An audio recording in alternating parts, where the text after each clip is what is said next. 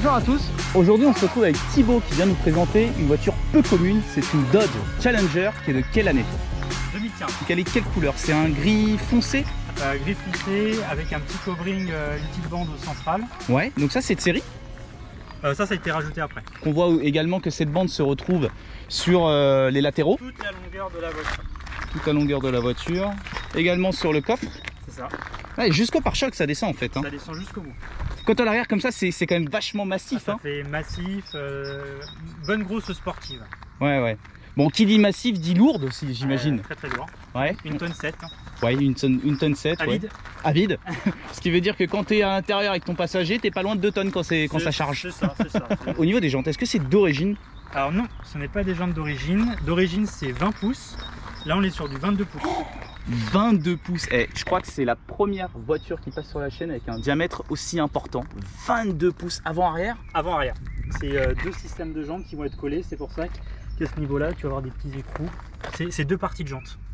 Ah oui, d'accord. En fait, il y a un raccord, c'est ça? En tout cas, c'est assez massif. Hein. Ouais, c'est vraiment gros. Après, j'ai envie de dire, ça va avec la voiture. Et puis, ça va avec la voiture. Ça choque pas pour autant du 22 pouces sur une voiture comme ça. Non, ça choque pas. Ouais, ouais. Non, non. Par contre, au niveau du freinage, c'est du monopiston malgré le poids que ça fait? Ouais. C'est vrai. C'est vraiment le classique simple. Parce qu'en fait, tu vas avoir plusieurs catégories de modèles Challenger. Tu vas avoir la SXT, tu vas avoir la GT, tu vas avoir la SRT, tu vas avoir après c'est Demon L4. Et en fait, ça c'est SXT+. C'est l'entrée de gamme, puisqu'on est sur un moteur V6. Après le SXT+, tu vas sur le GT, qui va être sur du V8. Ok, c'est surprenant de voir du coup une américaine grosse comme ça, mais qui n'est pas en V8. Donc là, on est sur un V6. V6. Et puis là, de fait qu'on soit sur un gros moteur atmosphérique, ça va, c'est pas trop compliqué pour s'élancer? C'est un peu, tu sens le poids. Donc environ 368 Nm. Et puis en termes de puissance, qu'est-ce que ça donne sur ce bloc? On est à 300 chevaux à peu près. Donc le modèle le plus sportif, c'est le SRT, c'est ça? Alors c'est SRT, le Demon, qui je crois n'est interdit en France parce que c'est pas possible à être homologué. Parce qu'on est à plus de 800 chevaux. Plus de 800 chevaux? Ouais. D'origine? D'origine. Ah ouais. Est-ce que tu as fait des modifications en termes de... J'ai rien fait au niveau moteur pour l'instant. Rien fait au niveau de la ligne d'échappement. Elle est full origine. Ah ouais, elle est toute sage en fait. Toute sage. Elle est toute sage. C'est mon délit, donc on fait tout sage. Ouais, carte éthanol, quelque chose, même pas? Alors elle est flex fuel. Flex, ok. Voilà. Donc, comme ça, éthanol et essence. L'hiver, je mets plus d'essence que l'été pour éviter que le moteur à froid. Bien sûr. Parce que l'éthanol, il n'aime pas trop le moteur à froid. Ouais, les démarrages à froid, ils n'aiment pas trop, effectivement. La voiture vient d'Amérique. Exactement. Forcément. Du Texas. Au niveau de l'importation, c'est pas trop compliqué? Comment ça se passe? Vaut mieux, j'imagine? Je suis passé par une société. Ouais. Donc c'est la société qui a vraiment tout géré. Et c'est juste moi qui ai trouvé l'importateur. Pour parler de la valeur de la voiture, sans import. Alors l'avantage... En euros à peu près. L'avantage de passer par les États-Unis, c'est que tu as 150 000 modèles. En France, tu vas en avoir une cinquantaine, donc tu as moins de choix. La voiture, à peu près, tu vas en trouver à 25 000 $, 30 000 $. Et tu en as pour autant en euros. Pour l'import. Pour l'import. Ah oui, donc c'est une voiture en fait qui te revient très cher quand tu fais toutes les démarches par toi-même, même en passant par la société. Exactement. Donc il vaut mieux l'acheter directement d'occasion avec l'importation déjà faite, la réglementation, toutes ces choses. Donc j'imagine que ça vaut aux alentours peut-être de 40-45 000 € une fois que tout est fait. C'est ça, tout à fait. Ah oui, quand même. C'est des frais. C'est pas mal de frais, ouais. Et sachant que c'est un V6. Puis quand tu la regardes de face comme ça, c'est une belle gueule quand même, hein, avec ces feux qui sont circulaires. Ça fait un petit peu bateau, mais bon. Ah bah oui, c'est un beau bateau. Ouais, ouais. Et puis tu vois, c'est surprenant parce que tu as la partie avant qui est plus basse que la partie arrière, qui est relevée. Ben ça, c'est à cause du coffre, je pense. Le petit aileron du coffre et c'est un petit peu surélevé. Ouais, ouais. Et puis même l'arrière, c'est vraiment très joli, hein, ces feux qui sont rectangulaires et bien aplatis. Ouais, ils ont fait vraiment des efforts sur les dernières générations. Ouais, ouais. Et puis deux grosses sorties, on va dire deux grosses canules. Joli, le petit rappel fuel ici, chromé. D'origine également. Ouais, je pense que les Américains, ils aiment bien le chrome, non? Ouais. Ouais. C'est ou du chrome ou full black. Ou full black. Et ben en parlant de full black, c'est vrai que c'est assez noir hein, quand tu regardes l'intérieur. Ah oui, c'est au plus simple, cuir plastique. Ouais, ouais. Donc tu as fait quelques petites modifications que j'aime beaucoup, hein. Franchement c'est de bon goût. Donc avec un recouvrement carbone, même si c'est pas voilà, c'est ça. du véritable. C'est pas du vrai carbone, mais c'est un effet carbone. Mais en tout cas c'est très propre, c'est bien fait. Donc on le retrouve au niveau de la console centrale, donc ici, même ici en fait, hein. Non, même pas. Alors ça, c'est d'origine. Ah d'accord. Donc c'est juste que j'ai pas rajouté du carbone là-haut pour éviter de faire trop, parce que trop de carbone, je trouve, tue le carbone. Oui. On essaye de rester quand même sobre. Donc j'en ai mis sur la console centrale, le pommeau de vitesse, vous en avez sur le volant. Oui. Il y a sur la boîte à gants à droite, vous avez la petite bande. Ouais. Et après, à ce niveau-là. Et puis au niveau des portes. Juste ici au niveau de la porte. Ouais, effectivement. Ouais. Il y a quelque chose que j'aime bien, c'est les compteurs, c'est très sympa, hein, franchement. Ils sont pas trop gros. C'est pareil, les compteurs, ça a été retravaillé. Il y a vraiment tout qui a été retravaillé. La console, ça n'a rien à voir avec les avant 2015. Ouais. T'as les palettes au volant aussi. Ouais, petite palette. On est à 8 rapports. 8 rapports. Les sièges qui sont plutôt typés confort. C'est ça, c'est le plus large possible, assez confort, siège chauffant, siège ventilé, volant chauffant. Ouais, pas mal d'options quand même. T'as le toit ouvrant également. Et oui. Petite clé, hop, ici même. Ah oui, petite, ouais, c'est une belle clé, hein. Donc petite clé, une belle clé avec un petit effet carbone, comme ça on reste dans l'optique. Donc ouverture, fermeture. Et panique, c'est quoi? Panique, éventuellement, c'est les Américains, ils ont tellement des grands parkings et des voitures qui sont tellement similaires, quand ils perdent leur voiture, ils appuient dessus et en fait elle sonne. Ah d'accord, ok. C'est une alarme. Original. Les autres Dodge, tu as une petite option en plus où tu as le démarrage à distance. Comme ça, l'hiver, quand il fait froid et que tu as besoin de la chauffer, tu appuies sur le bouton, ça la démarre, elle chauffe pendant que tu prends ton petit café. Et bah 2015, ils étaient pas en retard. Hein. Tu nous montres ce que ça donne niveau bruit? Des petites montées en régime?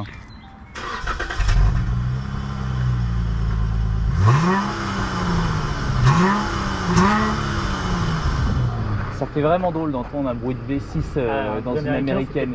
Et il se reconnaît particulièrement le bruit de V6 là, surtout au niveau de l'échappement. Je trouve que c'est quand même beaucoup absorbé. Oui. Tu dois avoir des grosses gamelles, j'imagine, derrière qui étouffent le bruit.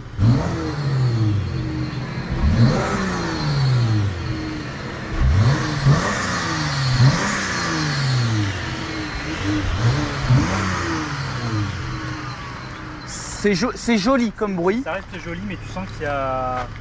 que c'est absorbé. Ouais. Ça manque un peu de voix. C'est en projet ou pas? Éventuellement, où j'enlève les silencieux, ou j'enlève l'intermédiaire.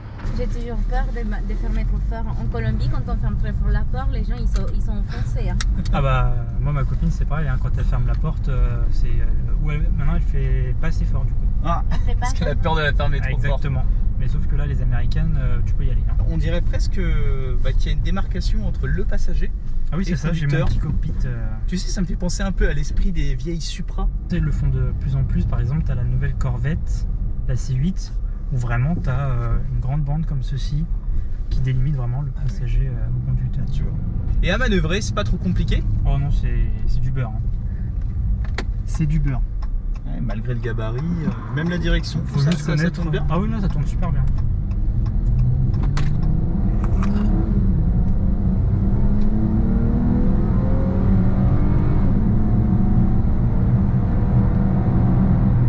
Ouais, bon, c'est un petit peu aseptisé quand même. Ah oui. Après, l'avantage, c'est que je peux faire de la longue, pas mal de routes avec ça. Ouais. Le bruit me dérange pas. Ouais. Et tu vois, la première chose que je t'ai dit en montant, c'est comment va être le confort sur du 22 pouces. Ça a l'air d'être bon pour l'instant. Oui, ça va. Franchement, ça va. Petit détail bête, mais j'adore le petit repose nuque là. Ah, c'est bien. Hein. Oh là là, c'est agréable, laisse tomber. Parce qu'il y avait toujours le petit détail, tu sens qu'il manque un petit creux, il manque un petit quelque chose. Là, je vais pouvoir...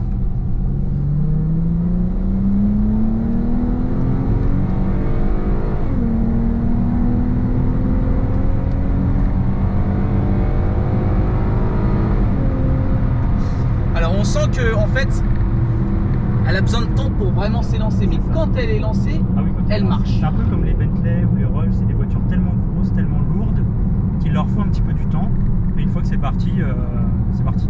D'autant plus qu'on est sur de l'atmo. Oui. Donc ça se ressent encore plus. C'est ça. Au niveau là de la vue cockpit. Non, c'est impeccable. Ouais, c'est bien, mais on sent que le capot il est assez long. Hein. Ah exactement. Bah moi souvent je me gare, je descends de la voiture pour voir combien il me reste un petit peu au niveau de la distance. Ouais. Parfois s'il m'y prend, il reste je sais pas 30 cm. T'as quand même des radars Alors radar à l'arrière.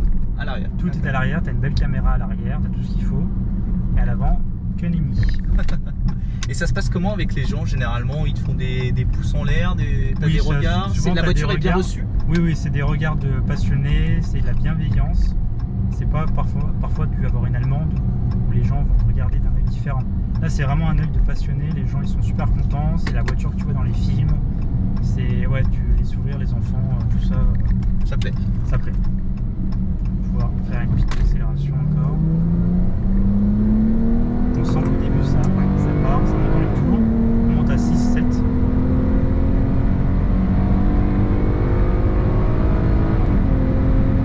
Puis après, il faut délancer. Ouais, ça roule. Ça roule. En fait, c'est totalement différent de la Focus parce qu'on est quand même sur des valeurs assez proches en termes de puissance. Oui. Puissance, 300 et quelques chevaux. En termes de couple, il y a un petit peu moins de couple dans celle-là, mais c'est pas non plus un gros écart avec la Focus. Mais c'est totalement différent. Ah oui, ça n'a rien à voir. J'ai plus l'impression qu'on est dans un univers cruise. Ah oui, oui. C'est plus fait pour cruiser. Ah c'est ça, parfois je roule vraiment trop doucement. Parce que t'es tellement bien, confort, t'as ta petite musique, le petit soleil, le bras sur le côté, et tu roules tout doucement, pépère. Et quand on joue un petit peu avec, comment ça se comporte? Ah bah ça chasse hein. Ça chasse? Ça a tendance à chasser, bah propulsion. Ah c'est sur l'accélération que ça peut avoir tendance à chasser. Assez. Pourtant le pavé il est bon ici. Hein. Ah ouais. Mais ça n'a pas l'air d'être forcément très non au niveau de la tenue de route. Non, ça se rattrape facilement, non? Alors ça se rattrape facilement. Alors j'ai jamais tenté vraiment de trop la pousser parce que bon c'est quand même une tonne 7 qui s'en va, il faut savoir la récupérer. Là je suis quand même en mode sport et j'ai gardé l'anti-patinage.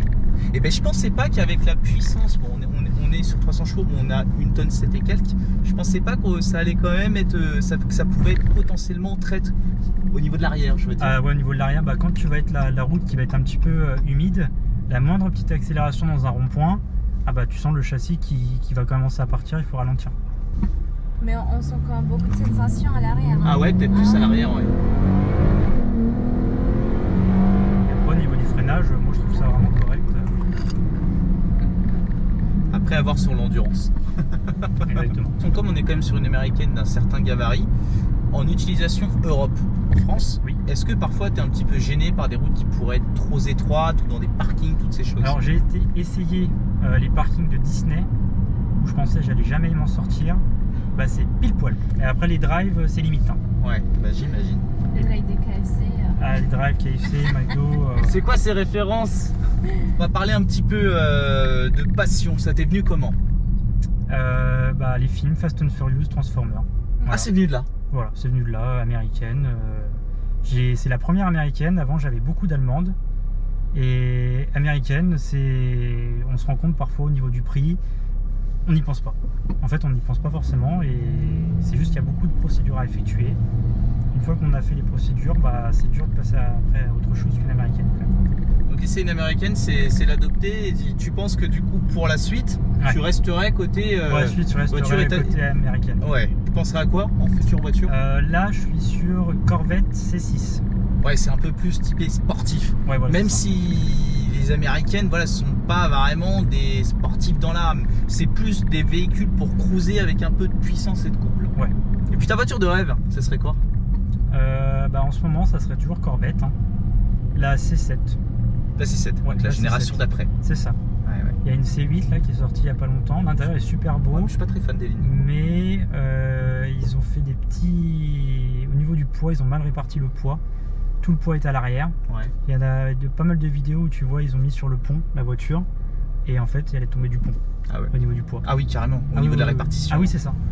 Ah ouais. Bah après, tu te dis une Corvette C8. Niveau physique, ça ressemble beaucoup, je trouve, à Ferrari. Oui. Je me suis déjà fait la remarque, surtout quand elles sont en rouge. Une Corvette, c'est moins cher qu'une Ferrari et ça peut être même plus performant. Ouais. Donc Ferrari, tu as payé la marque. T'as vu le Urus vert là-bas? C'est peu commun de cette couleur. Et oui, je rejoins ton avis. Après, moi, ma préférée reste quand même la Corvette C7. Je voudrais juste faire une petite remarque avant de faire la conclusion et achever le vlog. Quand la route est un petit peu étroite, tu passes quand même près des autres voitures. Ah oui, tout à fait. Ouais. Ah oui, bah c'est pas fait pour... Donc après, j'ai pas vu si tu étais éloigné de la chaussée. Je pense pas, mais j'ai constaté que c'était un peu limite à certains moments. Oui, à certains mais c'est dû au gabarit de la voiture. Bon, pour clôturer ce vlog, bah moi je suis content de découvrir justement l'univers de la voiture américaine, l'univers de gros, en termes de gabarit, en termes de moteur, c'est un petit peu la démesure de toute façon. C'est ça. Et c'est différent de tout ce qu'on voit sur nos voitures européennes. Donc, je suis pas forcément attiré vers ce genre de modèle parce que c'est plus pour moi de la voiture pour cruiser. Tu vois, c'est ça. Et moi, ce que je recherche, c'est plus de la sportivité et du circuit. C'est pas adapté pour ça. Mais en tout cas, non, ça reste. Tu peux t'en servir. Là, le V6, tu t'en sers comme des lits en famille. Il y a un coffre très très grand. À l'arrière, il y a de la place pour des enfants. T'es comment d'ailleurs derrière? C'est super confortable. Super confortable. Ouais, tu sens que t'as de la place, tout ça? Ouais, j'ai de la place. Et puis quand je regarde à mon côté, même la place de milieu, c'est suffisamment pour un adulte. Voilà, c'est. Il y a ce qu'il faut. C'est vraiment. À vrai dire, c'est pas du tout pour des Américains. Hein. Donc, forcément. C'est tout dans la démesure. Exactement. Non, pour résumer, franchement, une belle voiture. Hein. Moi, j'aime bien les lignes, le côté gros qui change et le fait que ça soit peu commun. Et oui, c'est ça. surtout en Europe. Le peu commun, ça rajoute un petit peps. Ouais. C'est une belle découverte en tout cas. Bah, écoute, on va te remercier, Thibaut, Au plaisir. pour être venu nous présenter Merci d'avoir ta belle Dodge. Et puis nous, on va se dire à la prochaine pour une future vidéo. Allez, prenez soin de vous. Salut tout le monde. Ciao.